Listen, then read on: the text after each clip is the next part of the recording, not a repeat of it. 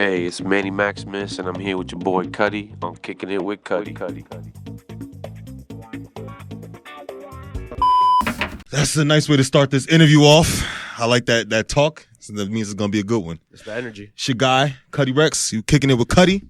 What's going on, man, everybody? Clap it up in the room. All right, I got another special guest with me. Okay, I like this. This is not, every day that you get to sit with somebody like this. Somebody that's talking the things we talk about if you were hearing what we were speaking of in the beginning of this interview. I'll let my man introduce himself. What's good, my boy? What's going on? What's going on, everybody? Manny Maximus, photographer, entrepreneur. No more free shit. No more free shit. I mean, we got a lot to talk about. I'm wearing it right now so you guys can know the message. Facts. No more free shit. We gotta start from the beginning though, bro, because it's so much. It's layers, and it's a lot under the water that people haven't seen yet. You know what I mean? Yep. So tell me, where you from? Born, raised? Well, paint the picture for us. I'm from Jersey. Jersey. In the Say building. that. I was born Argentina though, Latin, Latino. All right. Argentina. Came here when I was, early youth, and regular Jersey lifestyle. What part of Jersey you lived in? Bergen County, Okay. up there. We live in Garfield, Lodi, like that area. It's nice over there. Shout out to Clifton, Passaic, Patterson. That's where it gets a little the homies. Yeah, that's where it gets rough at. I mean, it's like in that area of Jersey, you get to see, and I think that's what people think when they hear Jersey, they automatically think of Bergen County. Right. Because, that's where the rich people go. It's across from the GW. Right there. It's literally both sides. It's either you want Lodi or you want Patterson. It's right there. Right. We're a couple blocks away from each other. Facts, man. So what was growing up like, not being born here? You learned English? Well, first language? I came here only knowing Spanish. Oh, okay. Families has some Italian in them too, Sicilian. Okay. So I kind of, went to school, tried to learn kindergarten, first grade type shit. Went to, had the ESL, had all the classes, second language. But eventually, you pick up, It's the country you gotta adapt. Especially just trying to have friends and playing and talking, you're going to eventually learn. Exactly. Right? Watching cartoons, regular shit. All right, so growing up, now you're a youth, you're out here, but I want to say, let's take it to like middle school, high school. What's it like out here for you? Middle school, high school, regular, got caught up and I was playing sports. Nice. What sports you play? I played soccer, basketball. Okay. Athletic kind of, you know what I mean? Up until like when I was like 15, 16, got the girlfriend, and then like nothing else matters because then you out chasing one thing. Yeah, we're trying to be fresh, just to look sports, good. Yeah, word. So then I was just out there, doing that. Went to college. Shout out BCC, Bergen Community College. You know what I mean? BCC. That's a good school. Nah, it's just a community college. But hey, since it's in Bergen County, does it make it special or not? It's you know what I mean. It did what it did for me. Okay.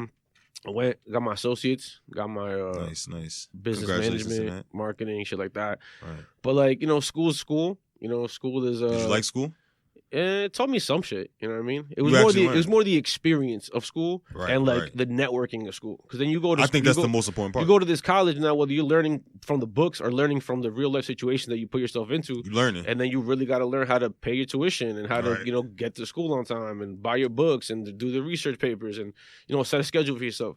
But at the end of the day, school is school, and then you network, you meet people that do other shit that you like too, and then you learn from them. You take similar classes, and you can kind of just like, just adapt to what it is. And there's a lot of people that in college, they decide to start their first business.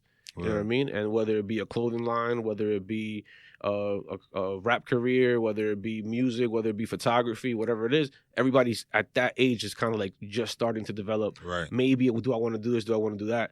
And I went first general, just trying to figure out what I wanted to do with life.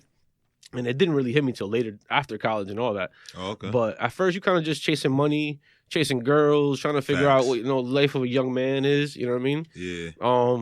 And trying to have fun. You know what I mean? Trying to have a good time, live life. And then later on, you either surround yourself around people that are going to help you grow or going to surround yourself around people that make you stagnant and make you stay at the same levels. Right. You know what I mean? And you really got to decide at that moment in life, like, yo, is this going the right way for me or is this going the wrong way? Yeah, you're going to feel it too. You're going to know when your pocket's feeling empty or you're not doing certain shit, you're going to know that's not for me. Exactly. I mean, at that age, you start to, get your right mind and certain stuff don't feel right, all right, it's not for me. And also the situation that they put you in, you know what I mean? Either you're gonna, you could be with the kids that are making money with you, or you're gonna be with the people that are getting locked up and getting in trouble, getting in fights, going to a club and just to fight people. You feel me? So it's one or the other. Luckily, I've always surrounded myself around good people for the most part. People, you always got those other friends, But I've always surrounded myself around good people for the most part that have, grown and built their own, situations, their own businesses and things like that. But for the most part, that shit didn't happen until later. You know what I mean? Like, it was after a couple years after college that I really started doing more for myself and more for the business side of it. My first real, like, I guess, business was the clothing line. I started a clothing line back in 2012. And it was, called Role Models. Role Models? Yeah, it was just, trying to be a positive inspiration to the community, to the people around us. And honestly, it did really good. It did really well. When we first came out, I had a lot of support from a lot of people. And I had a partner, shout out to Miggs. You know what I mean? We started that together. And then, we all put the energy into it and just kind of sold out. Like, our first drop, we probably sold over 200-300 hoodies. Nice. You know what I mean? How important is it for everybody that teamwork to be in that type of situation? It's very important. You know what I mean? Communication and just really trying to, like, set a goal and achieve that goal together. You know what I mean? With different minds too, because not everybody's always on the same page. And, exactly. I mean, not everybody's as focused. So when y'all had y'all meetings or whatever y'all did, what was something that y'all did to make sure everybody was on the same page? Really just communicate, talk about things, and just like tap the networks that we had. I was also a party promoter at that time too, so I was doing like the clubs and the Heights, and so I had more of a network of people that show love and would come out. So I kind of just mixed both. If I could have these people show up to my club sessions, why can't you like buy a hoodie and support? While you're here, why, you know what I mean? So that's just, and then you kind of also get the chance to. You're either going to build with the people you have or build with new people. And, you can't always count on your friends to buy everything you ever drop. Absolutely not. Or to show up to every party. But that's why you got to tap into multiple streams of friends or network or whatever the case is. Associates. They even say associates are sometimes better than your friends because associates are going to help you do. What this associate's here for. Right. If we're associates on work, when I call you, it's an opportunity. Exactly. When I want to talk to you with friends, y'all end up chilling, smoking. Exactly. I mean, all that. Or I already know how that goes, man. So Maximus Visions, that's the photography business. So now, how'd that come about? So let's say you fast forward from the clothing line that started the vibe of getting the network, meeting new people, doing that. So everybody kind of tied me into a source of income that I'm like, well, I can make money doing something that I like to do, which is making clothes, and selling clothes and throwing events for people to come see the clothes and, meet new people. So then it started into like networking events. So then I would do pop-up shops to sell the gear, but now I would link up with other businesses that would also wanted to promote their business. So then, link up with other entrepreneurs, other young people that are trying to just do the same thing I'm doing. So I would just find the venues for us to all fit in. You know what I mean? So one of the first venues that I had was the Art Factory in Patterson, actually. Nice. And it was a big, like, 200,000 square foot place. Like, it was huge, like, mad things going on or whatever. So I linked up, networked with a few people, and kind of gave everybody an opportunity to, throw an event together. So our first event was actually called Certified Artistry. Nice. And the first event was we had makeup artists, dancers, models, clothes, food, all the photography, arts. Everything just in one. Nice. And that was actually probably now, like, 7 years ago, probably. And then you met more people because now it took time to set those events up. So you network with more people, work harder. And when everybody's, striving to a common goal, you kind of grow with each other, become more friends, you become more developed and try to help each other out. More business opportunities could pop up. And then you just see it. And like you said, you know what I mean? Everybody's brainstorming. Exactly. I mean, and then the phone calls is that. The phone calls is not to bullshit. The phone calls is like, yo, what are we doing for the event? You know what I mean? And we threw an event, was successful, and then eventually we decided to do more. And, you kind of cut the fat and you surround yourself around the people that stayed and helped you with the event and grew from it and so on and so forth. What are some of the situations you grew from throwing events? Because I know a lot of people out here throw parties. And what is like the worst like obstacle you've become, or one of the things that you just hate when it comes to throwing an event? What are like one of the rough parts of it? I mean, one of the worst things that happens, I think it happens to everybody. People that tell you, I'm going to pull up, and then they never pull up. Never even show like, up. Yo, don't even no text, no nothing. Don't even lie. Just say you're not coming. Facts. But to me, the support could be like, yo, just even if you repost my flyer, like even if you just post whatever I'm trying to, send people my way. Do something to help if you really want to help. But don't tell me, yo, I'm going to be there, and then just like, not even. Never. And then hit me with the bullshit the next day. Right. But, you learn, and that's part of the play. You got to just be bigger than that. Right. It makes you smarter for the next move. You move forward and you'll know how to kind of handle it better. Exactly. I mean, even though sometimes people make more than one mistake, You know what I mean? There's a lot of mistakes to be made, but the thing is, That's where you learn. It's no losses, it's lessons. You feel me? There you go. You can't look at it as, oh shit, I lost money or I lost this or I lost that. It's like, yo, I learned from this, because now you're not gonna move the same way. You're gonna do better. You know what I mean? You're gonna learn from that shit, and then you're gonna be able to switch up and do better with it. Right. You know, take that information and grow from it. Take that information, boys and girls. You hear him? He talking that talk. So now you're moving. You're doing your party promotions. You're doing the visions. So now, okay, boom. So now we got the doing the events, selling the clothes, do a little bit of that, but I still got a day job. Ooh. So selling cars. I'm in the dealership. How's that treating you? And that's like 12 hours a day. Oh my God. And I mean, granted, this is probably the best money I ever saw. You know what I mean? Making that 6-figure income. But since it's not your passion or what you want to do, what did that? Even though you got that money, what did you feel? Bro, like all it is was I made money to spend money to do the same shit I was wanted to do. So I would make the money to go spend it on the clothes that I wanted to make, or spend it on the events that I wanted to throw, or spend it on the networking. So like the money was really just doing funding. It was just funding that, which dream. Sometimes you need though. Which you do, but at the same time, if you're also 1 foot in, 1 foot out, you're not going to be there for the opportunities that come when you need that to be both feet in with what you're actually wanting to do. Because, for example, right now, if I worked in the car business, I wouldn't be here. You feel me? You'd be at work. I'd have to be at work. Facts. I'd have to commit to my work. Right. You know what I mean? And you get one day off, you got to choose. You might have a customer that hits you up like, yo, you got to go to work, and you got to go spend 8 hours to one customer to make maybe a couple $100, whatever the case is. Right. But the thing is, if you put money first, you're never going to get what you want to get for yourself. You're always going to get money. But is that it for you? Like, you just want money? Because like there's more out there to life. You know what I mean? There's love, there's experience, there's traveling, there's food, there's culture, there's so much more to life than just making money. But the thing is, we all need money to survive. So you got to find a way to transition from being able to do what you do and make money off of what you do to live within the means that you need to just survive at first. You feel me? At first, you got to take the jump to just survive. Just be able to, eat ramen noodles or eat the bullshit that you don't want to eat. You got to go through that struggle, You got to go through the struggle, because eventually, if you really put yourself through it, the universe will reward you. Absolutely. Like, it'll see what tenfold. you're doing. It will just give it to you so much bigger. Your blessings would be crazy, and you don't even know it until you're there. And the thing is, it's so hard to explain it to people because they don't believe you. Yeah, they don't see it. They don't see it. They want it like, yo, you want me to show you the struggle and the wins? No, you got to go through the struggles to see the wins. Right. And the thing is, my wins are not necessarily going to be your wins. To me, your losses ain't not necessarily going to be somebody else's losses either. To me, coming here today is a win. You know what I mean? I'm here kicking it with Cuddy. You feel me? You feel me? And whatever losses that you're telling us right now, somebody could hear this and be like, "Oh, let me pay attention. I don't do that." And that's the inspiration behind. People always like, "Yo, you should be a motivational speaker, or whatever." Listen, I'm gonna talk my story. If it motivates, I hope it does. You know what I mean? I'm not here to tell people to not follow their dreams. So I'm only gonna boost you to actually follow your dreams. You did tell my man to quit his job though. How long did I know him? You knew him for like a minute. You told my man quit his job. I would say 30 seconds, and he's like, "Yo, I don't even want to go to work." Fuck your job, nigga. Quit your fucking job.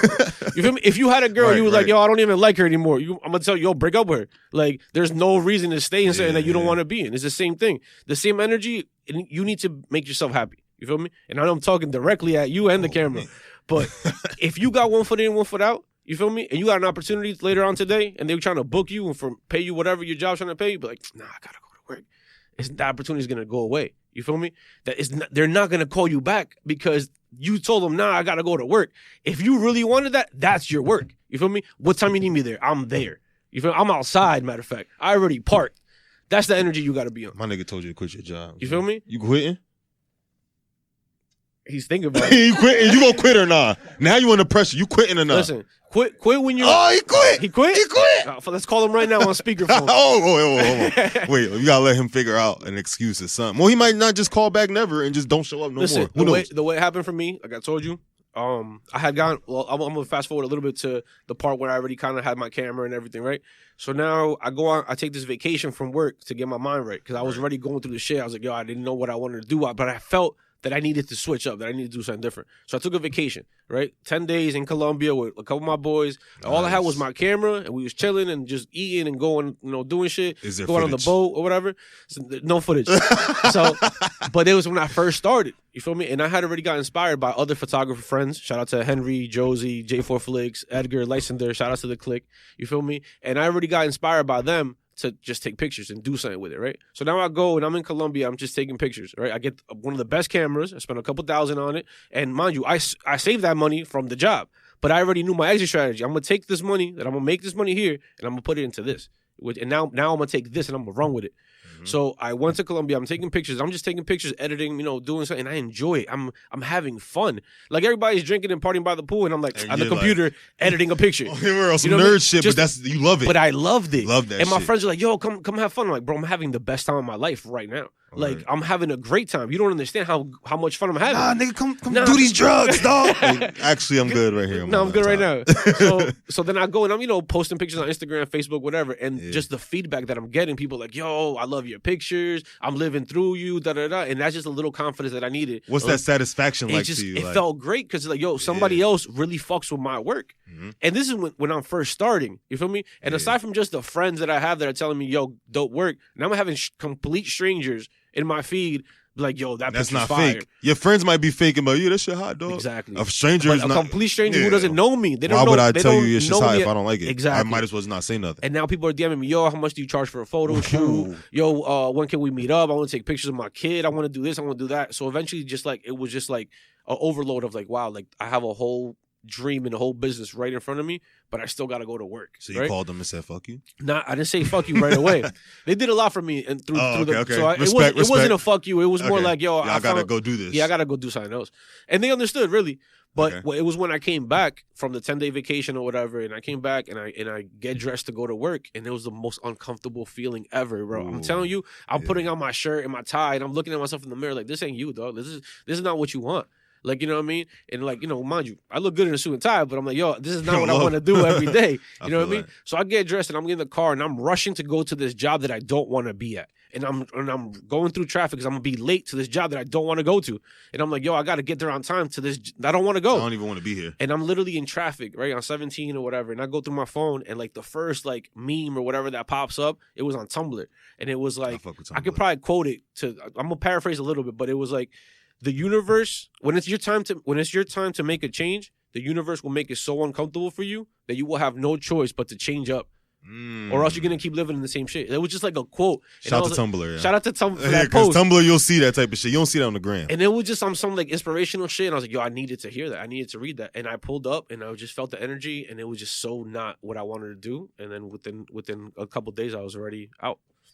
You and then filed like I hit him with the 2 weeks, but I'm like, yo, I'm not coming back. Like I'm giving you my 2 weeks, but I'm gonna show up tomorrow, clean my shit out, and I'm gonna show up the next day to say bye, and then I'm gonna not come back. Damn. And it was like, you can't really fire me. It was like Monday, and I'm like, yo, fire me. I'll get like unemployment, but they wasn't trying to do that. Right. So Monday, Tuesday, right? I go to that job to clean out my shit, and on Tuesday, my last day there, I'm like, yo, I need to leave. And they were like, no, just stay till 8. My phone fell and it cracked on me. I was like, I'm out right now. This is the universe telling me that I don't belong here anymore. Like, my phone was cracked. Energy was just like, get me the fuck out of here. Right. I left Wednesday. I took the day off. On Thursday, I quote you, on Thursday, I got my first call to work a production job that was paying me for Thursday, Friday. I went out there. I did a production job. They're like, yo, can you work Monday, Tuesday, Wednesday? I worked Thursday, Friday, Monday, Tuesday, Wednesday, a whole new job, doing production, making more money than I would have made doing that shit. But that would have never happened unless I did that jump. You feel me? Let's clap it up for my man, yo. That's what I'm talking about. And that right there just inspired everything else. And I've been through so much shit, but so much good shit too. You know, because you go through the phases, you learn off the opportunity that you're given. Mm-hmm. And then you just put yourself in situations where you're like, wow, like I'm here. You know what I mean? Like I'm here. Wow. You just gotta you gotta take that leap of faith. That's what you said to him as soon as that leap of faith, man. Jump it. So now you're official. You're in it. Both feet in. Knee deep in the game. Who are some of the biggest people that you worked with? Some of your favorite people that you worked with? Well, I shot a lot of people in the last 3-4 years, right? Mm-hmm. I started doing like weddings and all that too. But look, celebrity wise that I shot, let's say concerts. Let's go. I did Travis Scott. Nice. I shot Shaq West, Trippie Redd, that whole set, that whole Astro World set. Drake. I was Drake right there, like type shit. I got fire on my phone. Post Malone. I need to see that. Post Malone, I was literally right there. Shout out to Drea.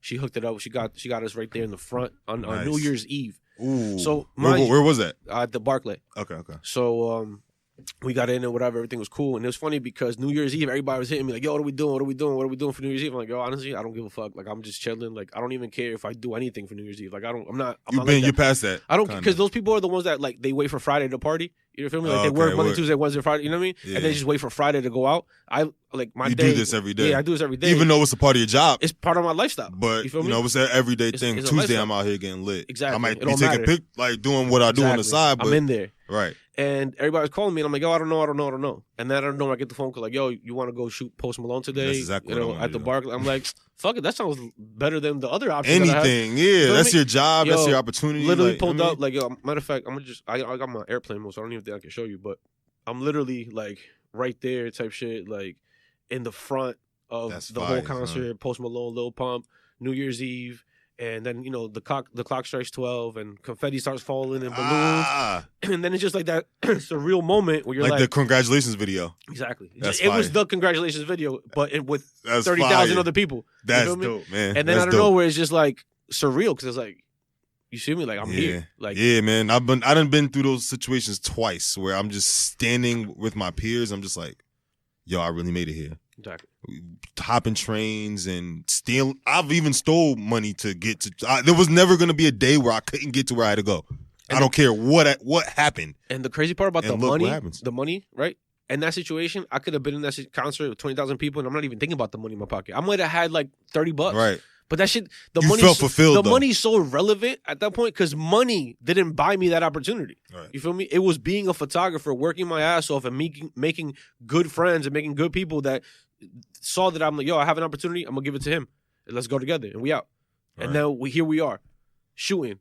You know what I mean? Doing what I quit my job 4 or 5 years ago to do. So now I'm doing it for real on a high scale. Exactly. So you told me about a whole bunch of celebrities. I seen Christina Milian wearing your t-shirt. Oh, Christina Milian wearing No More Free shit. I had who else? We had the No More Free. So now this is how intertwines No More Free shit with photography. Okay. So obviously it's a pretty simple thing, but it was all came about when I first got my camera and people see I'm a photographer, but they know I'm not charging for rates. I'm kind of just doing it to figure it out.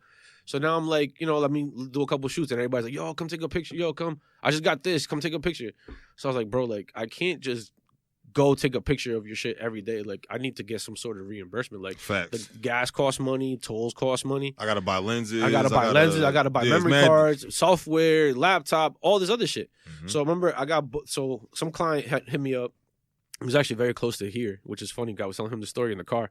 And some client hit me up and said, yo, we need you to come do this, da-da-da. And I was like, all right, what's the budget? They're like, oh, well, it's an opportunity because the opportunity is going to get you this and this and that. And listen, I don't ever shit on opportunity because it's true. Every opportunity is going to come with a paycheck. Exactly. But you got to just know when to take them mm-hmm. and when to just also kind of know your value and know your worth. So I did it the first day. I went to go do the opportunity, whatever, and the person had rescheduled. So now I came out of pocket. I found parking. I drove the car. I paid the toll. I spent $60 or whatever. Easy. But now that's a waste of money for a day that I didn't get nothing in return. So then we're like, oh, we're gonna call you back tomorrow. So they call me back like, yo, can you come back again? I'm like, listen, I'm gonna be real with you. Like, I just went there yesterday and I spent all this money. I can't, like, you got to give me some sort of budget, like, or else it's just not worth it for me. And she's like, well, we don't really have a budget. I said, listen, well, I get it. I know someone would probably do it for you for the opportunity. And this is important right here because I know a lot of people in our age, like doing whether you rap or photography or whatever, people go through this point right here. So this is important. I just want to say that as you continue. So it was like, listen, just let me know. Just give me anything. Just call me back with something. So we hung up the phone. They called me back. Like, listen, we can give you like $100. Okay. I said, fine. $100 is fine. The opportunity already was worth it. But the fact that you at least acknowledge the fact that, you know what I mean? Yeah, so now I have stuff to pay for to even get here. Exactly. So then I hung up the phone and I literally said out loud, no more free shit. And that was the statement. That was the stamp that I said, I can't do this shit anymore for free. Like, I have to value myself to the point where I have to put a price on shit like this because if not, I'm going to just get around doing this shit for free for everybody. Yeah, so now when I went, I made my first hoodie. You know what I mean? I wore it to the studio. We have a studio in Nutley. Shout out to 4XMG Studios. And I go to the studio, and all my peers, all my people that are there, they're like, yo, I need that sweater. Because everybody's always asking me for a free beat. Everybody's always asking me for a free mix. Everybody's always asking me for free this, free that. And I said, bro, it's no more free shit. Like, you got to eventually just wear this statement on your chest to say no more free shit. And then proceeded to now I wear this shit everywhere I go.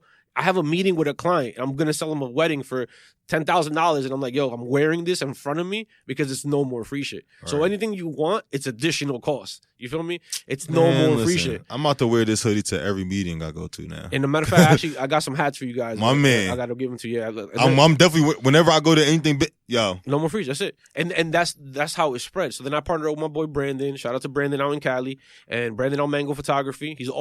He's younger than me, but he's an influence to me too. Because he also did the same wave when I was still working the car business. He's out here shooting all these models. And I'm like, bro, like he was like 20 years old at that time.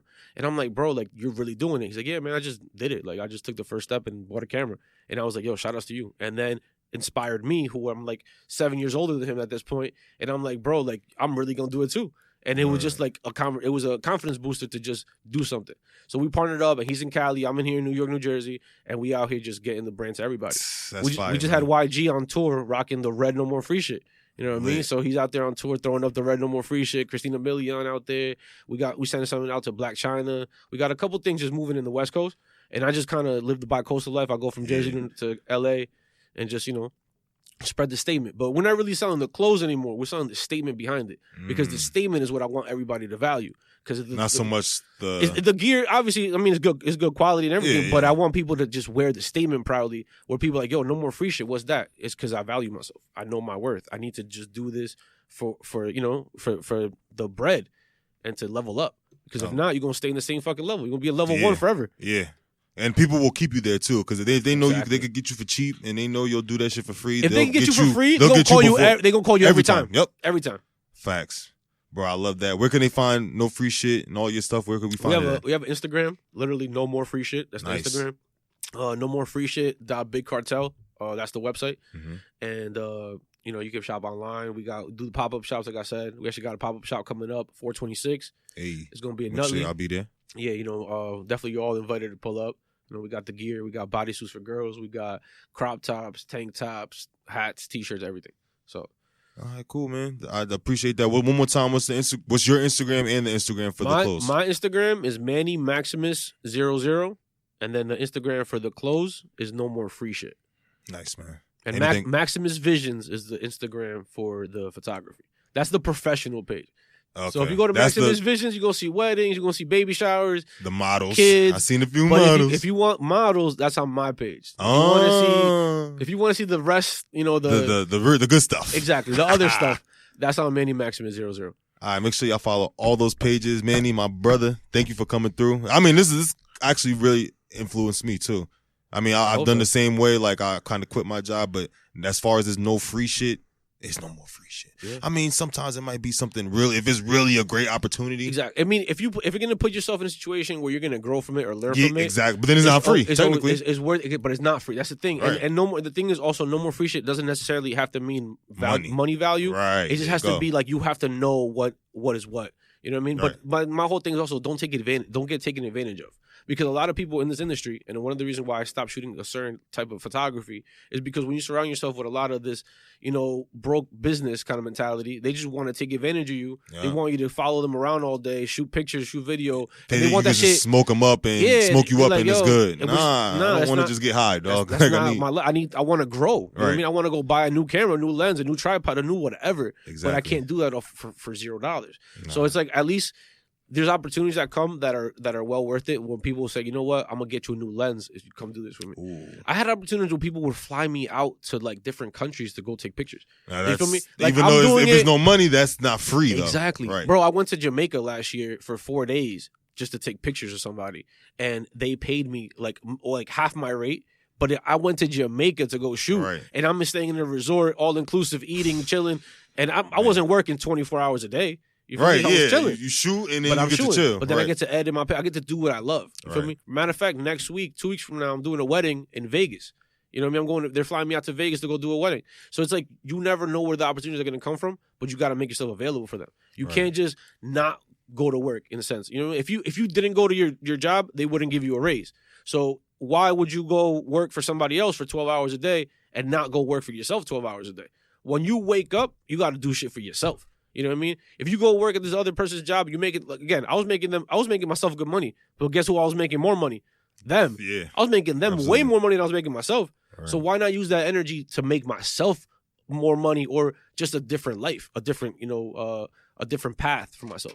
And also for the family. You know what I mean? I do is, Yeah. I'm not selfish. I don't do this just for me. I do this to be able to provide opportunities for my people as well. Absolutely. Yeah, you feel me? And she could tell you, Ashley could tell you that when I do my events, I reach out to everybody else first. I'm like, yo, I might not even have close to sell at my events, but I'm making sure that everybody else can have a table to, you know what I mean? And that's how we build. Because then if it wasn't for that relationship that we built before, she wouldn't have said this to come here. You feel me? That's where it goes right and real there. Recognize real. Because the same way when I see the four of you out on the street, I'm like, yo, that's love. Like, that's real people. You know what I mean? It's not like that's some bullshit they just got. No, it's some real people that are trying to do the same thing we all trying to do. Exactly. And level up.